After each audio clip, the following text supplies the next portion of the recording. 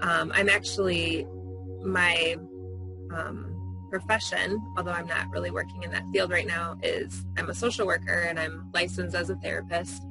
I've been working in child advocacy centers for quite a few years, so I do forensic interviews when there's allegations of sexual abuse usually.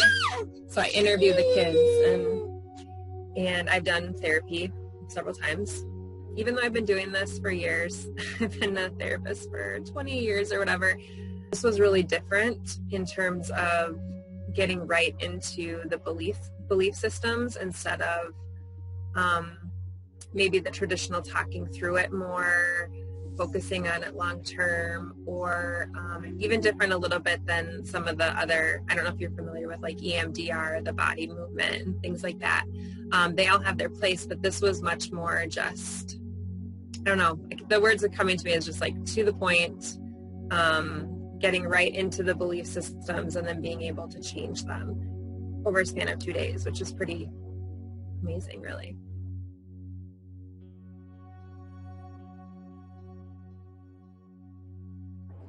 It was great. I think I didn't really know what I was getting into, but it was definitely healing, to say the least. But I think just really different than anything I've experienced, and I've tried a lot of things. And I've tried a lot of different modalities, and, you know, you get bits and pieces from every place, but yeah, it's definitely different. I think that, you know, when you're doing traditional therapy, you're talking through things, you're trying to figure out themes, and, you know, yeah, it is condensed. So you're figuring out all these themes and these ways and these different ways to address it. But this is really helping you to get right into what that false belief system is. And to me, it's easier for me to address and figure out how do I change that if I know what I'm dealing with right from the beginning. Does that make sense? Versus spending a year trying to get to that. It's almost like it starts with that and then you can go from there.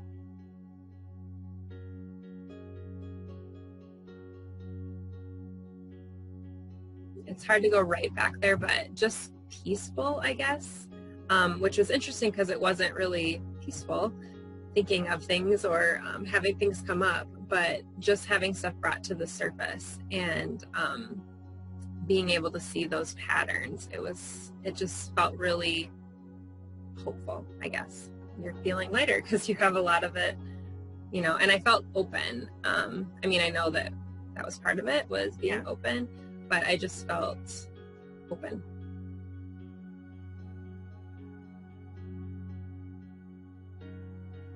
I actually felt really good that, I mean, it was in the afternoon, so that evening I felt just lighter. Some of the, I don't know what you call them, the scenarios or situations that I talked about or that I wrote about had to do with certain people in my life, and those people were actually at my house visiting, and so it changed how I was relating with them immediately, which I found fascinating and really hopeful. Just, you know, like you're saying, years of work on this, and then suddenly one afternoon I was just like, oh, this is easier now. So that was really nice, and I just felt like you were saying with that energetic release, definitely.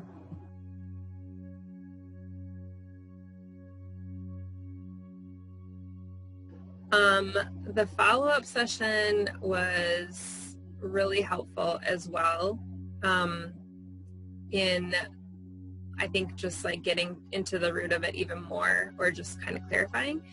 And afterwards, I think I felt tired, really tired.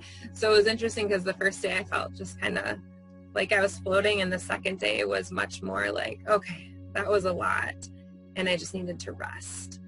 But not in a negative way, just more like, wow, that was a lot. My body went through a lot. You know, there's a lot of changes, and I could feel them, and I just needed to rest and like integrate. And then I think the day after then is when I just felt, again, more of that peaceful state. But I could definitely tell my body went through a lot. I needed to rest.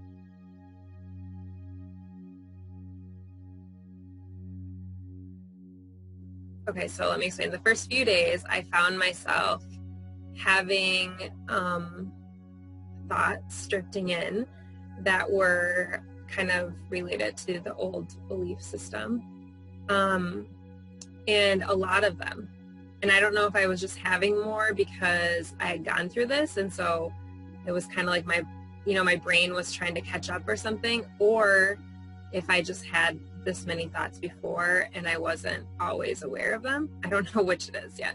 But I was having thoughts come in, and then I was able to just say, no, that's not true.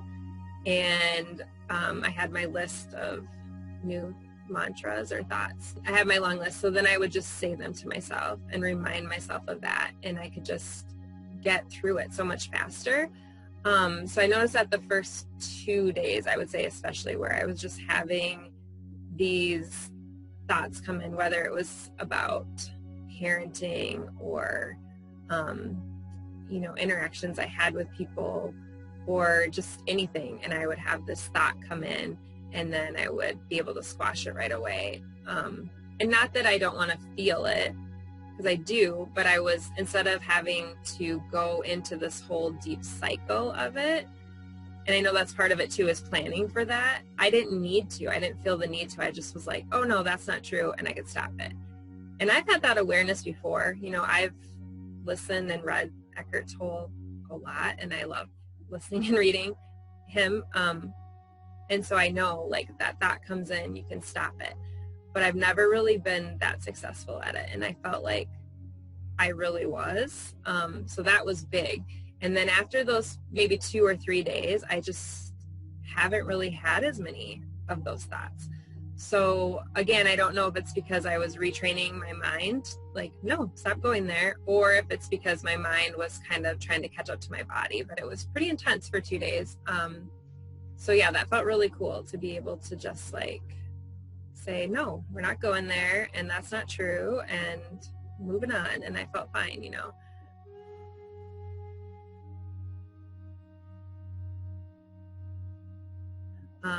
So I have noticed too that I've been much more, I'm an empath, and it seems like ever since then that's heightened even more. Just been feeling a lot of feelings that aren't mine, and this process has really helped me with recognizing that too, because sometimes I'll have these intense feelings and I'll cry or whatever, and I've noticed, oh, I'm not really having any thoughts with this. There's no belief systems. This is somebody else's. And so it's just made me much more aware of when something is mine and when it's not. Which helps me to move through that faster too. I'm like, okay, I'm going to cry a little bit for whoever this is for, or for the world, and then I can move on. It's not about me. I'm not going to feel, whatever it is, shame or worry. It's just what it is, and I'm going to move on from it. So yeah, definitely a lot of changes.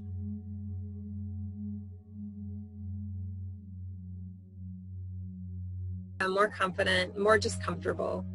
For me specifically, I have a hard time with large groups of people, and it has to do with my beliefs that were not true. And so I've had a couple experiences around that since, because this was only a couple weeks ago, but we've had all these visitors and several birthdays and parties and whatnot. And so I've been able to, when I feel that feeling come up of, I'm not worthy or lovable, whatever it is, I've been able to just kind of take a moment and remind myself that's not true. Sometimes I'll go look at the mantras, and it's almost like I'm just more comfortable. I'm like, okay, I can just go be me. No one's, I'm lovable, and I am who I am, and I'm just going to be me. So I can't say that 100%. I don't have these come up still, but I'm able to work through it. Whereas before, I would just be kind of stuck in that the whole time and maybe feeling ill at ease the whole time. And now I can, like, right away just kind of remind myself that's not true.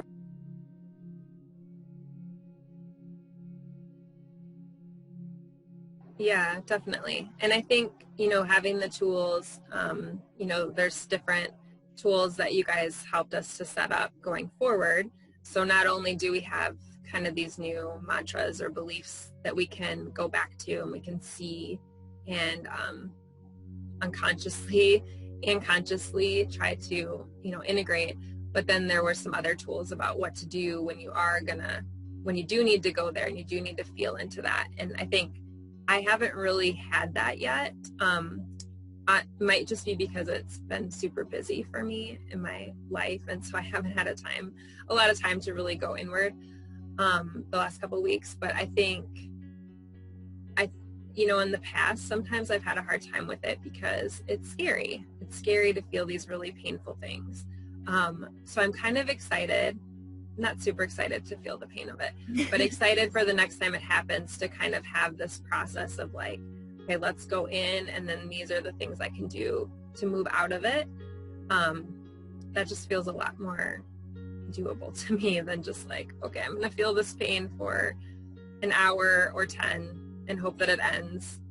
This just gives me hope that it will be, I don't want to say easier, because things aren't exactly going to be easy, but I'll just have a better feeling about it.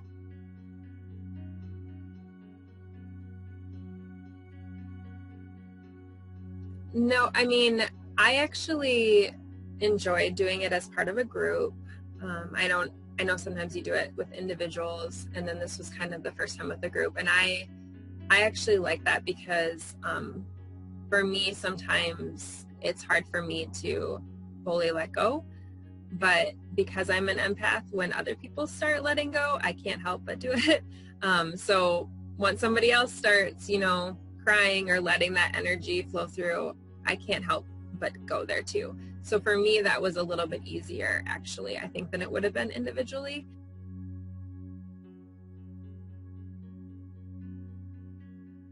Yeah, I already have. I've talked to a few friends about it, and I also don't want to explain it so much that they're trying to do the work in their head beforehand, because I think that was a big part of it too, was there was a mental piece to it, but it's done in a way that you're not so much in your head, which I think, I'm still a proponent of therapy for people where that works for them. I'm not saying that nobody should ever do therapy again. If that works for you, that's great. But I think part of the problem I've had sometimes is that I get so much into my head, and I'm trying to figure out all these patterns, and I'm just using my head instead of my heart.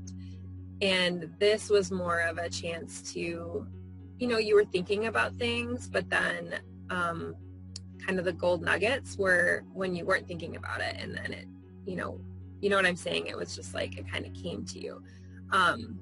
And so some of the situations that came up for me were actually surprising. Not after I thought about it, but that wasn't what I would expect would have come to my head. And like, what I guess I'm trying to say is I could sit in therapy forever, and I might never have gotten to those things.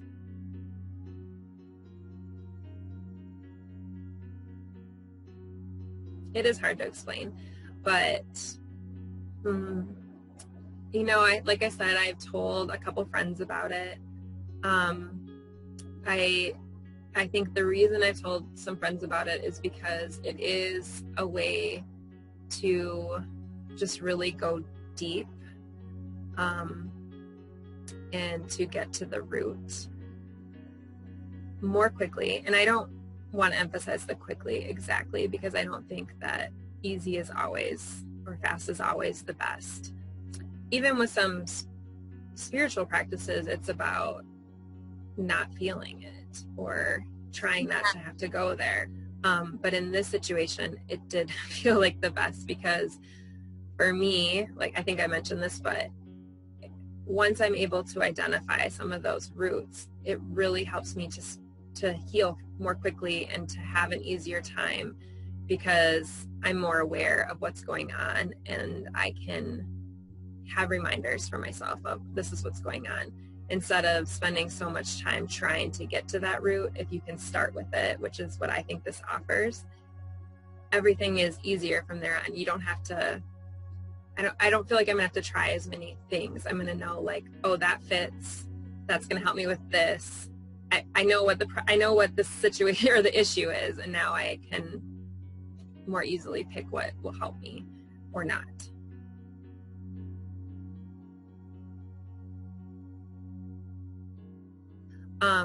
But I would just say, you know, our group that was there, we didn't all know each other, but we all had a trust because of being part of a group prior to that.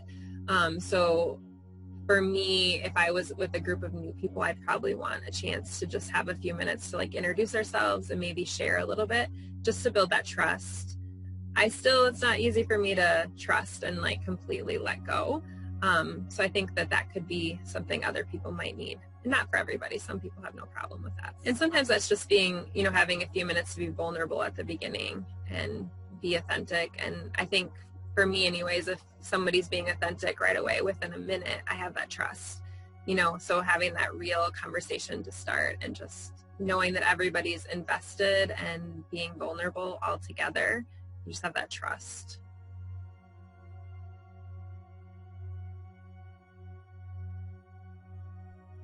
Over the last probably 5 months or so, I've had a lot of times where I need to go to that place and I need to feel those deep feelings, and I start this spiral.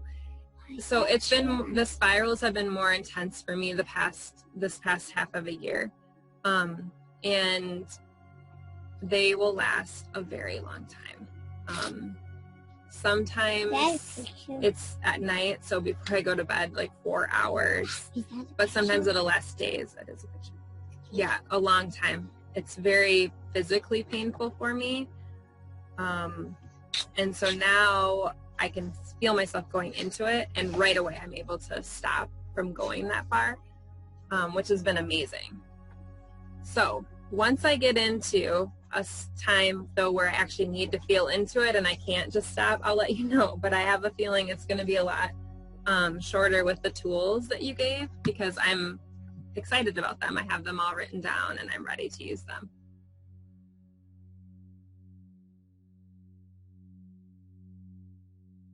Yeah, and actually that reminds me, I kind of forgot about this. So the day that we did the first session, that night I went with my family, and my parents were visiting. We went to a playground, and on the way home, it was later but not dusk or anything, and there was this skunk that came out, and we live in like a wooded area, and there's a field right before our house, and it was just out of place. And so I stopped and showed my kids the skunk, and it was so cute, and, you know, was out of place. And then we got home, I'm like, quick, go inside, because we've had before then where they follow us home. And so I saw the skunk, and I just really felt like it was meaningful. And, you know, I looked it up, and I looked up the gene keys and spiritual meanings and stuff, but I don't remember exactly which gene key it was. But the message that I was getting was that it was talking about, you know, being powerful. And so then the next morning, I got up before everybody else, which doesn't always happen. And I was just in the kitchen, kind of meditating and just being, and I had my eyes closed, and I just said, you know, like out loud, I said, I really loved seeing that skunk tonight. I'm open to any more signs today. And then I opened my eyes, and there's the skunk walking right in front of our kitchen window, like at 8:30 in the morning. And so yeah, to me that was so related to this whole session, because it was just like, sure, there's parts of me that maybe are, you know, shadows, or maybe not everyone's gonna love, but they're part of me, and I'm still powerful and a beautiful animal, and, you know, I'm just gonna walk around and be who I am, like that skunk. Sure, you might have these like stinky parts of you, but you're still awesome, and you're still powerful, and you're still beautiful, and you can go out and be in the world. And that's kind of what I got.